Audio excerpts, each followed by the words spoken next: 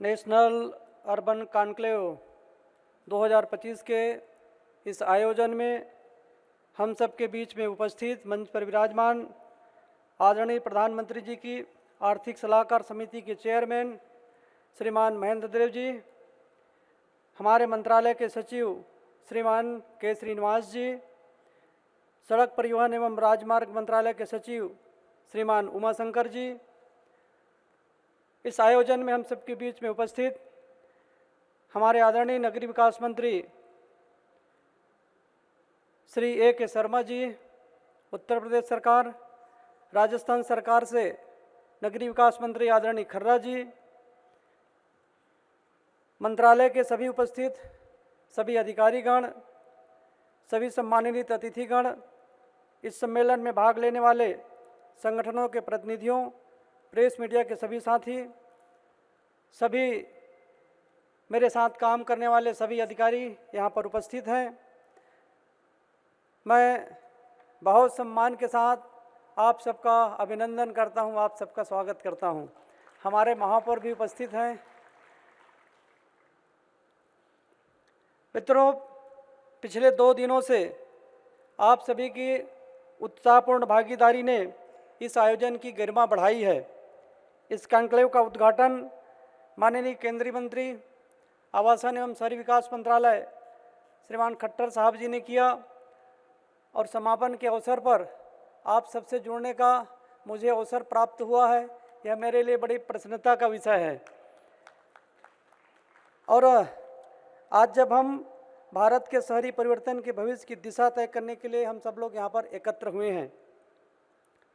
National urban conclave 2025 ने सरकार की उस प्राथमिकता और प्रतिबद्धता को प्रदर्शित किया है जिसके अंतर्गत हम स्वस्थ, टिकाऊ और समृद्ध शहरों के निर्माण के लिए लगातार काम कर रहे हैं। यह देखना सुखद है कि जब आज इस मंच पर देश के हजारों श्रेष्ठ मस्तिष्क अमृतकाल के शहरी विमर्श को आकार देने के लिए एक साथ आए हुए हैं। हम सभी का एक ही साझा लक्ष्य है, विकसित भारत 2047। एक ऐसा भारत जो वैश्विक स्तर पर दृढ़ता, नवाचार और समावेशी विकास का प्रतीक बने। यह केवल राष्ट्रीय लक्ष्य नहीं बल्कि हमारा सामूहिक संकल्प है। मित्रों, पिछले कुछ सालों में भारत में शहरीकरण की गति अभूतपूर्व रही है। ग्रामीण क्षेत्रों से लोग बेहतर शिक्षा के लिए, स्वास्थ्य के लिए, रोजगार की तलाश के लिए शहरों की ओर आ रहे हैं और ऐसा अनुमान है कि वर्ष 2050 तक देश की शहरी जनसंख्या 876 मिलियन से अधिक हो जाएगी। वर्ष 2030 तक हमारे शहर देश के सकल घरेलू उत्पाद में 70% से अधिक योगदान देंगे। अर्थात भारत के शहर आर्थिक विकास, तकनीकी प्रगति और सामाजिक परिवर्तन के प्रमुख इंजन बनेंगे। अभी थोड़ी देर पहले मेरे सहयोगियों ने 7 ब्रेकआउट सेशनों के आउटक्रम पर अपने प्रस्तुतिकरण में बताया है कि हमारे शहर प्रति वर्ष 60 मिलियन टन से अधिक ठोस अपशिष्ट उत्पन्न करते हैं और अपशिष्ट की मात्रा आने वाले कुछ ही सालों में 165 मिलियन टन से अधिक होने का अनुमान है। उत्पन्न अपशिष्ट को सही ढंग से संभालना भी एक बड़ी चुनौती है। स्वच्छ और विकसित भारत की हमारी दृष्टि हमें प्रेरित करती है कि हम अपशिष्ट प्रबंधन के ढांचे को रणनीतिक तौर पर मजबूत करें, जिसमें वेस्ट टू एनर्जी प्लांट, निर्माण एवं विध्वंस अपशिष्ट संयंत्र और अन्य आवश्यक सुविधाएं शामिल हो। साथियों, स्वच्छ भारत मिशन की शुरुआत के बाद भारतीय शहरों की अपशिष्ट प्रसंस्करण क्षमता 2014 में 18% था। अब इसे बढ़कर के 2024 में 80% हो गई है। अब हमें इसी दृढ़ता और उत्साह के साथ आगे बढ़ना है ताकि स्वच्छ और स्वस्थ शहरों का हमारा लक्ष्य साकार हो सके। और इसी को और गति देने के लिए हम 1000 करोड़ का hill and Himalaya city focus fund बना रहे हैं, जिसका लाभ पूर्वोत्तर के राज्यों के अलावा जम्मू कश्मीर, उत्तराखंड, हिमाचल जैसे पहाड़ी राज्यों के अलावा लद्दाख जैसे केंद्र शासित प्रदेश को मिलेगा। हमारे आदरणीय प्रधानमंत्री जी के विकसित भारत का दृष्टिकोण ऐसा है कि जहां प्रत्येक शहरी नागरिक, चाहे वह स्ट्रीट वेंडर हो, चाहे कचरा प्रबंधक हो, चाहे निर्माण श्रमिक या गीग वर्कर हो, सभी विकास के गरिमापूर्ण भागीदार बने। हम केवल गरीबी उन्मूलन की नहीं बल्कि सशक्तिकरण और उद्यमिता के लक्ष्य की ओर हम बढ़ रहे हैं। देश भर में यह परिवर्तन स्पष्ट रूप से दिखाई देता है।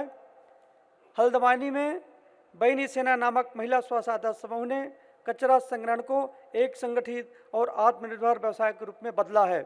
डूंगरपुर में सोलर सहेलियां न केवल घरों में रोशनी लाई हैं बल्कि महिलाओं के नेतृत्व में सोलर पैनल के निर्माण से भविष्य को भी रोशन किया है। स्वयं सहायता समूह और संयुक्त देयता समूह जैसे आपसी सहयोग आधारित मॉडलों के माध्यम से हम बिना गारंटी वाले ऋण उपलब्ध करा रहे हैं। स्थानीय उद्यमिता को हम बढ़ावा दे रहे हैं। साथियों, दशकों तक हमारे शहर असंगठित तरीके से फैलते रहे। इस अनियमित फैलाव का सबसे ज़्यादा प्रभाव हमारे गरीब जनता, मध्यम वर्गीय परिवार और नौकरी पेशा में लगे लोगों पर पड़ता है। जब उन्हें रोजमर्रा की ज़रूरतों और आने जाने पर न केवल अधिक पैसा खर्च करना पड़ता है बल्कि उनका समय और ऊर्जा भी खर्च होती है। इसलिए अब हमें शहरीकरण के इस पुराने मॉडल से आगे एक नई दिशा में आगे बढ़ना होगा। क्षेत्रीय योजना के माध्यम से हम अर्बन सेज जैसे विकास गतिविधियों के केंद्र और रोजगार क्लस्टर विकसित कर रहे हैं, जो निवेश, रोजगार और किफायती आवास को बढ़ावा देने का काम करेंगे। इस नए शहरी मॉडल के केंद्र में टीओडी है, जो केवल एक और योजना मात्र नहीं बल्कि एक परिवर्तनकारी दर्शन है। इसका उद्देश्य है कि शहरों को ट्रांजिट कॉरिडोर के आसपास विकसित करना है ताकि लोगों को रोजगार, आवास और जरूरी सुविधाएं आसानी से मिल सके। दिल्ली, तमिलनाडु और महाराष्ट्र जैसे कुछ राज्य और केंद्र शासित प्रदेश टीओडी को अपना चुके हैं। टीओडी आधारित शहरी विकास के इस मॉडल को प्रभावी और व्यापक बनाने के लिए हमने एक सुदृढ़ सहयोग प्रणाली स्थापित की है। Metro corporation, centre of excellence और कैपेसिटी बिल्डिंग सेंटर्स के साथ समन्वय स्थापित कर हम राज्यों और शहरों के प्लानर्स के साथ मिलकर कार्य कर रहे हैं। वॉक टू वर्क जैसी अवधारणा को साकार करने के लिए हमारे सामने एक और बड़ी चुनौती है, जहां प्रत्येक नागरिक को उसके पड़ोस, मोहल्ले अथवा शहर की सीमाओं के भीतर पर्याप्त, किफ़ायती और गरिमापूर्ण आवास प्रदान करना है।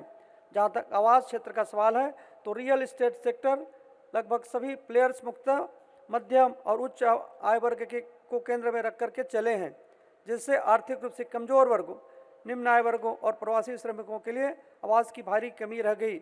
अब हमारा मिशन है कि हम इस अंतर को समाप्त करना। Driver, plumber, carpenter, electrician, house help की ज़रूरतें सबको है, लेकिन क्या ये शहर के केंद्र में महंगे पास एरिया में रहना अफोर्ड कर सकते हैं? जाहिर है ये सब मेहनत कश लोग या तो शहर के बाहरी क्षेत्रों में या झुग्गी आदि में रहने को मजबूर हो जाते हैं, जहां सिविक एनिमिटीज न के बराबर उपलब्ध हो पाती है। इन्हें अपनी कमाई का एक बड़ा हिस्सा आने जाने में खर्च करना पड़ता है। सुबह शाम भारी ट्रैफिक जाम का हिस्सा बनना पड़ता है।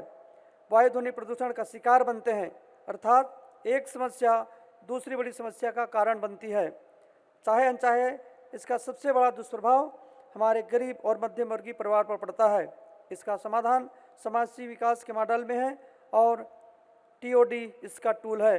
हमें एक शहर के भीतर कई छोटे शहर बनाने होंगे जो काफ़ी हद तक एक दूसरे के इकोसिस्टम के रूप में काम करने होंगे और लोगों को कम से कम यात्रा की जरूरत पड़ेगी। साथियों, हम urban planning, land use policy और इनोवेटिव वित्तीय मॉडलों को एक साथ लाकर इस दिशा में काम कर रहे हैं। जैसे प्रधानमंत्री आवास योजना अर्बन 2.0 में हमने 50% अतिरिक्त फ्लोर सरफेस निःशुल्क प्रदान कर रहे हैं और मास्टर प्लान्स में किफ़ायती आवास हेतु भूमि आरक्षित करने की अनिवार्यता लागू कर रहे हैं। इसके अतिरिक्त हम वैल्यू कैप्चर फाइनेंस जैसे एकदम नए वित्तीय मॉडल को भी आगे बढ़ा रहे हैं, जहां मेट्रो और हाईवे जैसी सुविधाओं के आने से ज़मीन की कीमतों और उसकी खरीद बिक्री से प्राप्त राजस्व के एक हिस्से का उपयोग पुनः मेट्रो, हाईवे जैसी सुविधाओं के आगे विकास और किफ़ायती आवास बनाने आदि के लिए किया जाता है। इस प्रकार हम सुनिश्चित कर रहे हैं कि शहरी विकास आत्मनिर्भर और समावेशी बने। हमें इस परिवर्तन की गति और दृष्टि को निरंतर बनाए रखना है। केंद्र, राज्य, शहरी स्थानीय निकाय और निजी क्षेत्रों के सहयोग से हम केवल मकान नहीं बनाएंगे बल्कि समुदायों का निर्माण करेंगे, समावेशिता को बढ़ावा देंगे और हर भारतीय के पास घर के आधार पर विकसित भारत के सपने को साकार करेंगे। और मित्रों, जब हम विकसित भारत 2047 की ओर अग्रसर हैं, तब हमें यह स्वीकार करना होगा कि हमारे सामने स्किल गैप एक बड़ी चुनौती है। दुनिया के सर्वश्रेष्ठ मस्तिष्कों को भी बदलती तकनीक और ज़रूरतों के साथ साथ स्वयं को अपडेट रखना पड़ता है। इसके लिए हमने क्षमता निर्माण यानी कैपेसिटी बिल्डिंग को अपने सुधारों के केंद्र में रखा है, जैसा कि अमृत, SDM और NULM जैसे कार्यक्रमों में किया जा रहा है। आईगाट अर्बन प्लेटफॉर्म और मिशन कर्मयोगी के समन्वय से हमें यह सुनिश्चित करना है कि शहरी विकास की प्रक्रिया में लगे पेशेवर लोगों को तकनीकी और प्रबंधन इनपुट्स नियमित रूप से उपलब्ध हो सके। निरंतर सीखने और नवाचार की संस्कृति को प्रोत्साहित करना आवश्यक कदम है। स्मार्ट, लचीले और टिकाऊ शहरों का निर्माण करने के लिए हमें पहले कुशल और मोटिवेटेड मैन पावर की उपलब्धता सुनिश्चित करनी है।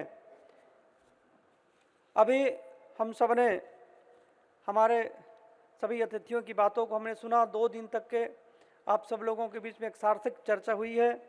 इन्हीं सब बातों के साथ मैं आप सभी को इस ऐतिहासिक प्रेरणादायक सम्मेलन का हिस्सा बनने के लिए मैं एक बार पुनः आप सबको हार्दिक बधाई देता हूं।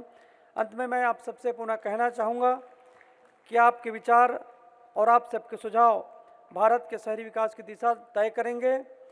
मैं आप सभी से आग्रह करता हूं कि आप इन सीखों को अपने अपने शहरों में ले जाएंगे और भारत के उज्जवल भविष्य के लिए आवश्यक और साहसिक कदम उठाएंगे। एक बार पुनः आप सबको धन्यवाद देते हुए अपनी बात यही समाप्त करता हूं। जय हिंद, भारत माता की जय।